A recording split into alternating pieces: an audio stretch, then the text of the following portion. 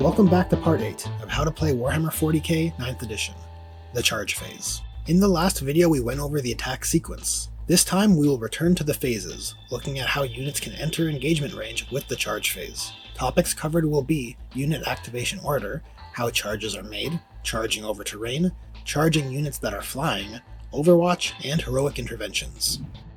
The charge phase is broken down into two parts.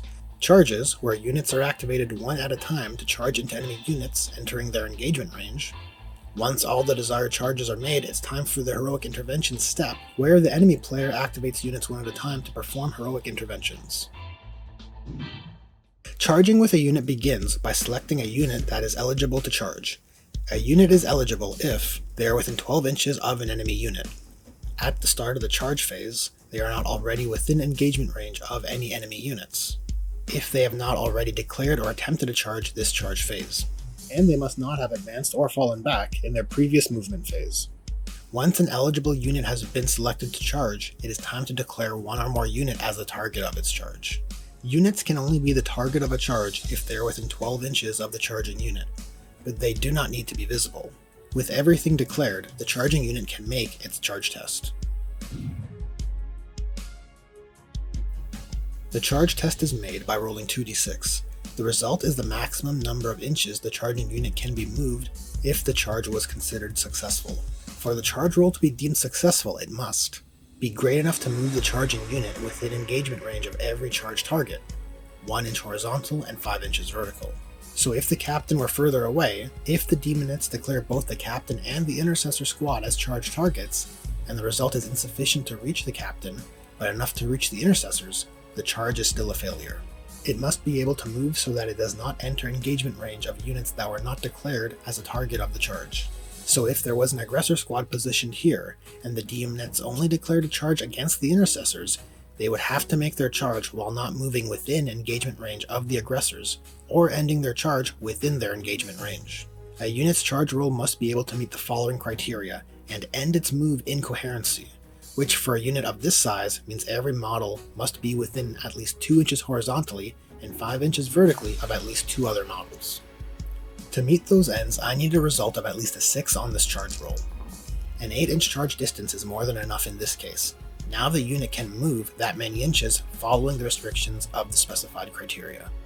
If the charge roll was insufficient to meet the required criteria, then the charge fails, and no models in the charging unit are moved. In either case, the player may select another eligible unit to charge with, or proceed to the heroic interventions step. Charging over terrain works the same as moving over terrain. Models can move freely over terrain features less than 1 inch in height, and models cannot move through taller terrain features, but can climb up and down them, unless that terrain piece is breachable. Now, while this is not part of the core rules, I do qualify it as imperative given what we are talking about. Without getting into the totality of terrain rules and traits, certain pieces of terrain can be imbued with the trait breachable. This refers to a quality of the terrain feature. It is something established before the game begins. If a terrain piece is breachable, like with these ruins, infantry, beasts, and swarm keyword units can move through the walls, chains, girders, and foliage without being hindered. Similar to movement activations, units with the fly keyword can be moved over and across models as if they were not there. So if this Inceptor squad was charging these demonettes, they could move over these seekers, which are blocking the path for units that do not fly. However, unlike the movement phase, they must move over terrain like any other model when they make a charge move. So if the charge target was on a terrain feature, like these demonettes on this industrial structure, and the Inceptors are charging from the ground, they would need to have a sufficient charge roll to climb up and travel the vertical distance as if they did not have the fly keyword. Certain rules allow units the option to fire Overwatch at charging targets, the most common of which is the 4th core stratagem, Fire Overwatch. Used after an enemy unit has declared a charge against a unit from your army, a unit that is being charged can be selected to fire Overwatch before the charge roll is made. Units can only fire Overwatch if there are no enemy units within their engagement range, and can only fire at the charging unit. Overwatch is resolved like a normal shooting attack sequence, but attacks only hit on unmodified 6s. The firing model's ballistic skill and hit modifiers are not a factor, and rules which make units untargetable unless they are the closest, like what Lookout Sir does for characters under 9 wounds, do not apply to Overwatch.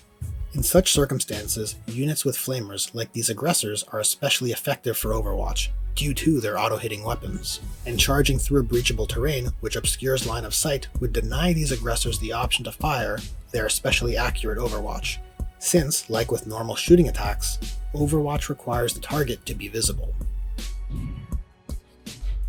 Once all the charges are complete, the opposing player can select an eligible character unit from their army to perform a heroic intervention, and continue to do so until they have performed as many as they wish.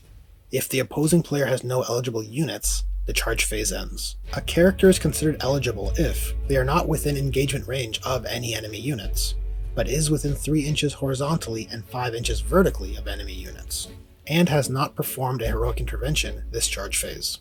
In essence, it means that if a character was in a previous combat, or was just successfully charged, they would not be eligible to perform a heroic intervention.